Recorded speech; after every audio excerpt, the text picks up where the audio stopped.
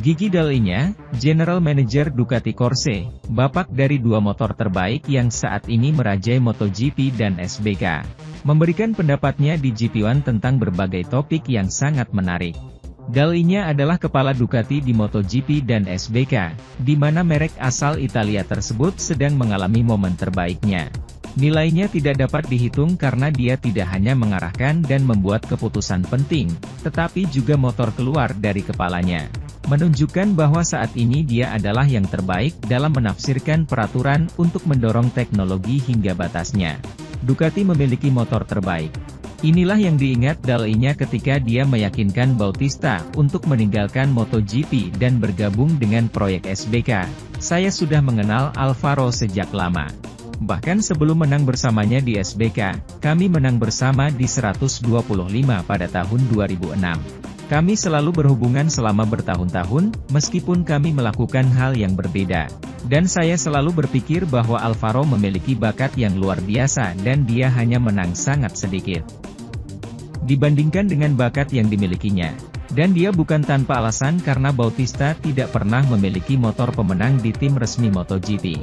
Ada kesempatan ini dan saya tiba di situasi di MotoGP di mana saya akan kesulitan menemukan motor untuk tahun berikutnya dan paling banyak. Hal yang masuk akal untuk dilakukan adalah sepertinya saya memintanya untuk melakukan transisi ini, yang sudah saya minta bertahun-tahun sebelumnya ketika saya bekerja untuk merek lain. Saya selalu menjunjung tinggi dia dan berpikir dia bisa melakukannya dengan sangat baik di banyak kejuaraan. Sementara itu, Hervé Poncharal berbicara kepada Crash.net tentang momen MotoGP yang menandai sebelum dan sesudah, terutama untuk Marc Marquez.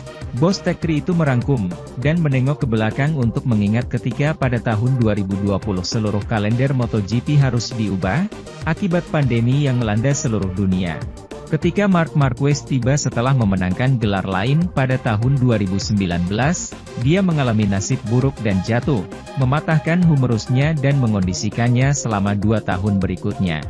Hervé Poncharal menyoroti potensi pembalap Honda, dan bahkan menyanjungnya. Salah satu pertunjukan paling luar biasa yang pernah saya lihat dalam hidup saya, dan saya telah melihat setiap Grand Prix sejak 1985 adalah di Jerez 2020. Hervé Poncharal mulai berbicara. Setelah Marc pergi ke kerikil di awal balapan dan kembali hampir terakhir, cara dia menyalip semua orang, dan bahkan mengejar Fabio, sungguh luar biasa, kata Marc Marquez. Poncharal mengomentari potensi yang dimiliki Marc sebelumnya, karena tidak ada pembalap yang bisa mengalahkannya. Namun, dia cukup beruntung untuk tidak bisa bersaing selama sisa musim. Aku tidak bisa mempercayainya. Saya pikir tidak ada yang pernah memiliki keunggulan itu. Bahkan tidak di zaman Freddy, ketika sepeda pabrikan sangat berbeda dari sepeda independen. Sekarang motornya lebih rata, lebih dekat, kata kepala Tech3. Lengan Marquez yang kembali dalam kondisi prima adalah kabar baik baginya dan untuk kejuaraan. Oke, Marc tidak finish, dan setelah balapan yang luar biasa itu, dia telah melalui kesulitan yang luar biasa, katanya.